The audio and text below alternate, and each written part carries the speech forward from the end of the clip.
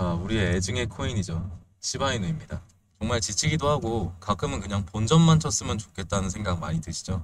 그래서 오늘은 뭐 특별한 말은 하지 않겠습니다. 어떻게 하면 우리 시바이누 조금이라도 손해 덜 보고 나올 수 있는지 그거에 대해서 말씀을 드릴 거고요. 그리고 무엇보다 우리 시바이누에 지금 물려있는 분들을 위해서 도대체 언제쯤 팔면 좋을지, 그리고 최대한 손해를 줄일 수 있는 방법 허심탄회하게 말씀드려 보겠습니다. 자, 시바이누 정말 오래 들고 있는 것 같아요. 그런데 나올 만한 순간이 단 한 번도 없었습니다. 어찌 보면 못 팔고 있는 것도 당연한 말일 수도 있어요. 그러면 이 상황에서는 어떻게 해야 되냐? 우선 결론부터 말씀드리면 지금 팔 구간은 아니다라고 말씀드리고 싶어요. 자, 모든 걸 다 떠나서 지금 비트 흐름이 좋죠. 비트가 불장의 초입에 있다 보니까 그래서 시바이누가 이때 상승이 조금 나와줬던 거거든요. 비트 흐름을 타면서 상승이 조금 나와줬는데 비트가 가상자산 3법 통과와 동시에 굉장히 좋은 흐름을 보이고 있고 앞으로도 좋을 확률이 높아요. 그런데 지금 여기서 조정이 좀 세게 있긴 했지만 지금 여기서 하락한 상태에서 판다는 것은 조금 감정적인 부분이 될 수가 있기 때문에 지금은 절대 추매를 하지도 마시고 일단 보유 그리고 대기가 정답입니다. 자, 그리고 시바이누 1달러에 대한 얘기를 말씀을 안 드릴 수가 없을 것 같아요. 모든 유튜버들이 다루고 있는 시바이누 1달러에 대한 애증이라고 할까요? 그런데 지금 보면은 1달러는커녕 뭐 1원이나 가면 다행이다 뭐 이런 분위기긴 한데, 그래서 제가 자료를 좀 찾아왔습니다. 시바이누 1달러 달성의 조건은 90% 소각과 커뮤니티의 힘이라고 나와 있어요. 맞는 말이죠. 시바이누 1달러의 가능성을 외쳤던 이유가 무엇입니까? 이 시바이누 개발진들이 99%까지 시바이누 물량을 소각을 한다고 했어요. 자, 그럼 99%가 사라지면 정확히는 아니지만 1달러에 어느 정도 수렴을 하게 되거든요. 그래서 커뮤니티에서도 소각을 동참하고 있는 거고, 시바암이라는 곳에서 시바이누 굿즈를 팝니다. 시바이누 굿즈를 팔아서 수익금으로 또 소각을 하고 있어요. 그런데 좀 뭔가 이상하지 않으신가요? 이런 식으로 소각해봤자 힘들다는 거죠. 막말로 커뮤니티 참여 이런 거, 뭐 커뮤니티에서 사람들이 시바이누를 사서 소각을 시킨다고 한들 얼마나 오르겠습니까? 0.0000001%도 소각이 안 됩니다. 결국에 중요한 건 시바이누 팀에서 소각을 해야 돼요. 그래야 99% 소각이라는 목표를 이룰 수가 있는 겁니다. 그래서 그 목표를 이뤄야 1달러든 1원이든 노려라도 볼 수 있는 거죠. 그런데 시바이누 개발진들 지금 뭐 하고 있나요? 아무것도 안 하고 있어요. 시바이누가 제가 샀던 이유 중에 하나가 다른 밈코인이랑 다르게 얘네는 내용이 있잖아요. 알맹이가 있는 코인이어서 믿어봤던 건데 지금 뭔 프로젝트를 하는 건지 사실 감이 잘 안 옵니다. 지금 알트 불장이 오기 전에 무슨 프로젝트라도 내서 호재 발표라도 해야 알트 불장의 흐름을 따라갈 수가 있는데 지금 정말 답답하죠. 답답한 흐름을 보이고 있습니다. 여기 기사도 읽어보면 답답한 얘기밖에 없어요. 온체인 활동이 많아질수록 자동으로 소각된다. 택도 없습니다. 진짜로. 두 번째가 더 어이없네. 커뮤니티 주도 소각 캠페인 강화. 여러분한테 시바이누 소각해야 되니까 여러분 시바이누 좀 갖다 버리세요. 님 돈 생으로 갖다 버리세요.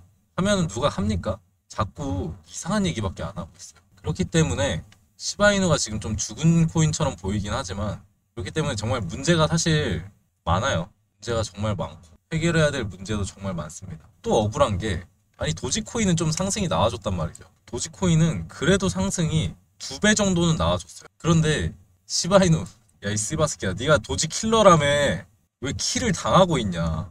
도지 킬러라고 하는 시바이누가 지금 맥도 못 추고 땅으로 받고 있습니다. 이제는 제가 시바이누 절대 안 판다고 말씀을 드렸는데 이제는 뭐 팔진 않겠지만 이제는 알트 불장이 오기 전에 다른 계획이라도 준비를 해야 될 것 같아요. 어쨌든 돈을 안 벌 수는 없는 거니까 제가 그래서 구독자분들을 위해서 좀 오래 찾아낸 정보를 하나 말씀드려보고자 합니다. 자, 그런데요. 자, 생각해봤을 법한 의문이 하나 있죠. 리플의 가격이 700원에서부터 급등한 게 과연 우연이었을까? 수년간 길었던 리플을 단숨에 이 정도로 끌어올렸다라는 건 재료가 그만큼 강력했었다라는 게 분명한 사실입니다. 그래서 그 영향력이 일회성으로 리플에만 그치는 것이 아니라 여기서 우리가 더 큰 수익을 내려면 잇따라 폭등할 수 있는 또 다른 코인까지 충분히 유치해야 될 필요가 있는 거죠. 그러면 그 핵심 재료라는 거는 뭘까요? 이미 몇몇 전문가들 입에서 코인의 시대가 오고 있다, 이런 말이 조용히 오가고 있습니다. 오늘 이거와 관련된 아주 중요한 내용을 말씀드리려고 하는데, 아실만한 분들은 아시겠지만 사실 저는 작년 상승장에서 재미를 본 것만으로도 충분히 만족을 하기도 했었고, 뭐 당분간 여행이나 다니면서 리프레시 할까 좀 생각을 했었어요. 근데 제 성격상 한번 먹을 게 보이면 아예 뿌리채 뽑아버리거든요. 재료가 뭔지도 그렇고 그 뒤에 후발주자가 너무 궁금하더라고요. 이것만 알면 올해를 끝으로 더 이상 코인 시장 안 봐도 될 거라고 자신했습니다.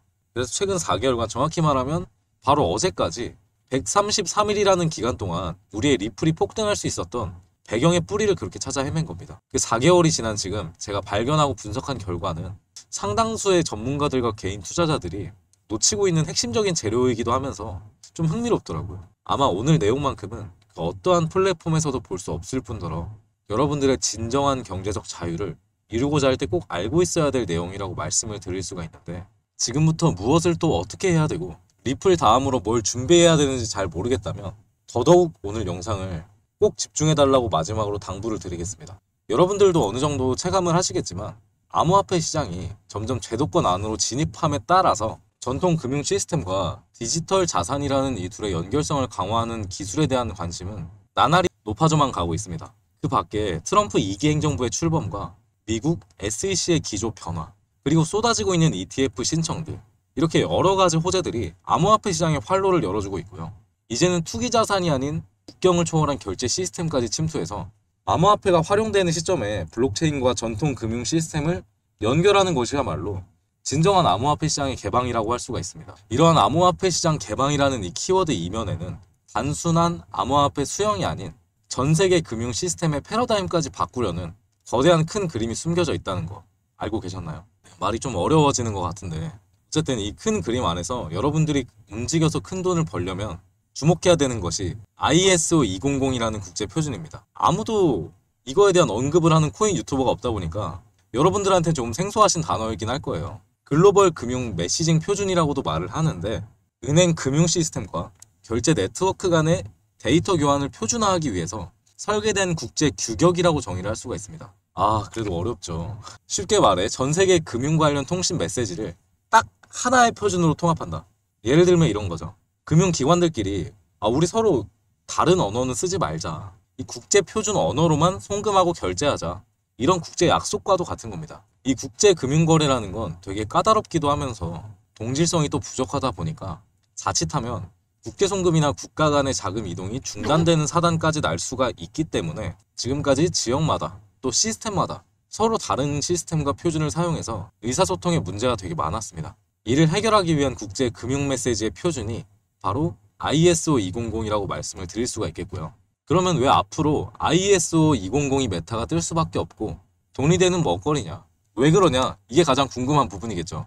정확히 말하자면 ISO 200는 전통 금융기관의 메시지 표준입니다. 따라서 암호화폐 업계가 반드시 이 표준을 도입하거나 준수할 필요는 없지만 수년 동안 암호화폐는 전통적인 감독에 반하여 존재해 왔습니다. 하지만 현재는 암호화폐와 전통 금융 시스템 융합이라는 과제를 두고 업계의 이목을 집중시키고 있는 상황이라는 점을 명확하게 인지할 필요가 있습니다. 대체가 아니고요. 블록체인 기술을 바탕으로 전통 금융 시스템을 더 효율적이고 더 탄력적이면서도 안전한 시스템으로 진화시키려는 움직임입니다. 그 대표적인 사례가 바로 USDT나 USDC 같은 스테이블 코인이에요. 이제는 거의 송금이나 결제 수단으로 확실히 자리매김을 했는데, 특히 금융 인프라가 좀 약하거나 요즘처럼 인플레이션이 심한 국가들한테는 기존 금융 시스템에 대한 부족한 부분을 메워주면서 금융 접근성을 높여나가고 있습니다. 그래서 이미 JP모건이랑 뱅크 오브 아메리카 시티그룹, 웰스파고를 포함한 미국의 대형 은행들은 암호화폐와 전통 금융 시스템을 융합한 것이 첫 디딤발로 이 스테이블 코인 발행을 위한 연합을 추진했는데, 이러한 전통 은행들이 독자적으로 스테이블 코인 발행까지 준비를 하고 있다는 건 기존 암호화폐와 경계를 없애고 본격적인 융합을 위한 신호탄으로 해석할 수 있는 부분입니다. 근데 여기서 또 중요한 게 전통 금융기관들만 움직이고 있는 게 아니라는 거죠. 현재 가치만 10조 원으로 추정되고 있는 이 서클, 미국 최고의 암호화폐 커스터디 기업으로 인정받고 있는 비트고를 포함한 다수의 암호화폐 업계들이 은행 인가나 금융 라이센스 취득을 준비하고 있습니다. 그러니까 한마디로 말하면 코인 거래소가 은행처럼 되려고 하는 거예요. 기존의 전통 은행권들과 한 팀이 돼서 이제 손을 잡으려고 하는 거죠. 어쩌면 훗날 우리가 현재 쓰고 있는 은행 어플을 통해서 암호화폐를 전송할 수 있게 될 수 있을지도 모릅니다. 그래서 그걸 가능하게 해주는 게 이 ISO 200이 이거에 표준이 필요한 거예요. 그러니까 결제가 금융 네트워크와 자연스럽게 연결되도록 최적의 환경을 만들어 주는 거기 때문에 암호화폐 시장이 엄청난 기회라고 말씀을 드리는 겁니다. 자, 여기서 리플이 엄청나게 폭등을 할 수 있었던 숨겨진 이유가 나타나는데 ISO 2002 공식 사이트를 통해서 자료를 찾아본 결과 리플은 업계 최초로 IS200 등록 관리 그룹에 포함됐고 그런 이유로 애당초 리플의 결제 네트워크인 리플넷 또한 ISO 2002 표준에 맞게 설계해 왔습니다. 자, 이게 진짜 제대로 분석을 안 하면 알기 힘든 재료들인데 이런 재료들 뒤에서 몰래 발빠르게 움직이고 있던 것이 바로 리플이었던 거죠. 그리고 이거를 알고 있는 몇몇 사람들과 큰손들, 기관들만이 눈치를 채고 꾸준히 매집하다 보니까 올해 초까지 그렇게 상승이 나올 수밖에 없던 거고요. 그렇다면 이 ISO 2002의 영향력은 정말 리플 하나에만 그치고 말까요? 제 생각은 그렇진 않습니다. 추가로 등록이 되거나 폭등할 코인들이 또다시 등장할 거라고 보고 있는 거죠. 물론 이 정보를 알고 있는 사람도 현재는 극소수에 달합니다. 제가 그렇게 ISO 2002라고 말을 해도 그냥 차트나 띄워놓고 분석하는 전문가들은 이런 자세한 내용은 잘 모르는 경우가 있더라고요. 자, 그래서 이 IS 2002에 지금 집중을 해야 되는 시점인데 현재 전 세계 모든 금융 인프라를 차지하고 있는 국제거래소의 송금부터 외환, 증권 거래랑 중앙은행 간의 결제 거의 모든 영역에서 이 스위프트망을 거칠 수밖에 없는데 ISO 2002의 쓰임새의 중요도가 커지고 있는 만큼 수십조 달러가 움직이는 인프라 시장인 이 스위프트 또한 공식 홈페이지를 통해서 11월까지 모든 국제 결제 메시징 시스템을 ISO 2002 코드로 전환하겠다는 파격적인 공지를 했죠. 기존에 쓰던 MT 형식의 코드는 호환성이 부족하고 정확성이나 투명성에 한계가 있었습니다. 반면에 더 깔끔하게 정리되어 있고 거래의 신속성은 물론 안전성, 비용 절감, 효율성 등을 기대할 수 있는 ISO 2002로 갈아타겠다는 겁니다. 자, 이 말은 뭘까요? 내년부터 스위프트 네트워크에서 ISO 2002 형식 이외의 메시지는 확인 불가 처리가 돼서 거래 실패 또는 거래 오류로 이어질 수 있다는 거고요. IS 2002는 더 이상 선택이 아닌 필수다. 미래 금융시장에 공통 언어가 표준화되어가는 국면에 접어들고 있습니다. 스위프트는 변화를 시작했고 IS 2002는 표준이 됐습니다. 자, 제가 왜 이 골아픈 스위프트 얘기를 또 드리냐면 암호화폐 시장이 전통 금융 시스템과 융합하는 데 있어서 IS 2002는 현재까지 만들어진 코드 중에 가장 유일하면서도 최적화된 연결 통로라고 말씀을 드렸죠. 근데 그 연결 통로의 사이즈가 스위프트 덕분에 기하급수적으로 커졌다. 즉 들어갈 수 있는 구멍이 넓어졌기 때문에 암호화폐 시장에는 가능성을 키워준 겁니다. 그리고 ISO 2002를 준수한다는 것은 암호화폐가 전통 금융기관 간의 연동을 고려한 기술적 호환성을 갖추고 있다는 거기 때문에 IS 2002를 준수하는 암호화폐는 자연스럽게 국가 금융기관에게 선택받을 가능성이 높아집니다. 그 선택받은 코인이라는 것은 ETF처럼 특정 규제를 통과할 수 있는 코인들, CBDC 은행 인프라와 연결될 가능성이 있는 코인들이겠죠. 자, 한마디로 IS 2002를 준수하고 호환되는 기준만 잘 갖춘다라고 한다면 향후 암호화폐의 실사용 증가는 물론 가치가 새롭게 재평가될 수 있는 엄청난 기회일 거라고 자신있게 말씀드릴 수가 있습니다. 그런데 사실은 리플은 이런 정보를 일찍 캐치해가지고 뭐 저처럼 500원, 700원, 1000원 이렇게 저렴한 가격대에 진입한 큰손들과 기관들이 상당하기 때문에 지금부터 중장기 측면에서 접근하려는 분들한테는 손익비적으로 매력도가 떨어지는 시기입니다. 자, 즉 여러분들이 올해 정말로 큰 수익을 내려면 ISO 2002 준수 요건에 가깝게 충족하고 있거나 포함될 가능성이 높은 코인들을 공략할 필요가 있다는 거죠. 제가 앞에서 잠깐 후발주자를 분석하는 데만 거의 4개월 정도가 걸렸다고 말씀을 드렸는데 제가 또 찾은 종목을 오늘 영상에서 무료로 공개하려고 합니다. 나름 저랑 오래 투자의 길을 걸어왔던 뭐 트레이더들, 뭐 형님들 많이 계시죠. 그리고 블록체인 업계 사람들과도 의견을 많이 공유했고 굉장히 몰입하다 보니까 뭐 딱히 세진 않았는데 공부했던 PDF 자료들만 좋게 한 50개는 넘는 것 같습니다. IS 2002 시대에 본격적으로 접어들고 있는 시기에서 결정적으로 눈에 띈 후발주자인 만큼 개인적으로 리플을 넘어서는 것도 가능하겠구나라고 생각을 했는데 수치로 나타내보자면 한 4만 프로까지 기대를 하고 있는 코인이라고 말씀드릴 수가 있겠고요. 그럼에도 불구하고 제가 오늘 영상에서 포트폴리오의 히든 종목을 공개하는 이유는 구독자분들 덕분에 채널이 좀 빨리 크기도 했고 원래는 추첨으로 소수한테만 공유를 해드리려다가 다 저를 사랑해주신 분들인데 그게 무슨 의미가 있겠습니까? 망설일 것 없이 바로 공개할게요. 자, 바로 이 코인인데 바닥에서 추세 전환된 지가 불과 며칠 안 됐습니다. 상승률로 따지면 변곡점 대비 한 10% 정도 되는 것 같은데 벌써부터 이렇게 거래량이 조금씩 늘어나고 있다는 건 본격적인 시세 분출이 임박하고 있다는 거겠죠. 그런데 제가 실은 영상을 이틀 전에 올렸다가 이게 두 번째에 올리는 건데 어제 영상이 삭제가 되어 있더라고요. 그러니까 유튜브 정책에서 뭔가 걸리는 부분이 있어서 그런 건지 그래가지고 제가 코인명을 최대한 안 보이게 일부러 가려놨습니다. 그래서 어쩔 수 없이 개인적으로 이 코인을 공유를 해드려야 될 것 같은데 지금 제 개인 번호 나오고 있는 거 보이시죠? 010-3434-3148 이쪽으로 제가 구독자라는 것만 구분할 수 있게 구독 이렇게 딱 두 글자만 남겨주세요. 제 방송 안내 문구에도 항상 적어놓지만 제 채널은 그 어떤 금전 요구, 멤버십을 일절하지 않습니다. 저 돈 많아요. 그런 거 안 해도 잘 먹고 삽니다. 그리고 오로지 유튜브에만 하기 때문에 제발 사칭 좀 당부 부탁드릴게요. 갑자기 동시에 너무 많은 분들이 남기면 간혹 이게 씹히는 경우가 발생할 수는 있어요. 그럴 때는 제가 혹시라도 놓치는 분들이 있을 수 있으니까 짜증내지 말고 차분하게 다시 한번 더 남겨주시면 될 것 같습니다. 끝으로 제 경험상 한 가지 말씀드리고 싶은 거는 시장이 움직이는 원리를 이해하지도 않은 채 시장에 뛰어든다면 10중 8구 어설픈 투자자의 길로 빠지기 일쑤입니다. 자, 미국의 전설적인 펀드 매니저였던 피터 렌치가 이런 말을 했죠. 연구하지 않고 투자하는 것은 카드를 보지 않고 포커를 치는 것과 같다. 진짜 말 잘하죠. 제가 진짜 좋아하는 명언 중 하나인데 내가 충분히 이해할 수 있는 정보 내에서 투자를 해야 된다는 거예요.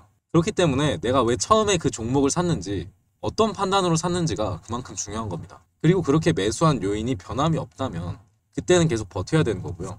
제가 이번에 그 누구도 말하지 않았던 지조 있게 분석하니 ISO 2002 메타 같은 경우에는 그런 부분들이 저한테 충분히 부합한다고 생각을 합니다. 그렇기 때문에 꼭 매수를 하지 않더라도 어떻게 흘러가는지 공부 차원에서 지켜보는 것도 하나의 방법이라고 말씀을 드리고 싶어요. 공유받지 못한 분들은 구독 버튼 눌러주신 다음에 010-3434-3148 쪽으로 구독이라고 남겨주시면 되고요. 올해 2025년만큼은 다들 꼭 제발 좀 성공적인 한 해가 되었으면 좋겠습니다. 오늘 영상은 여기서 마치도록 할게요. 긴 영상 시청해주셔서 감사합니다.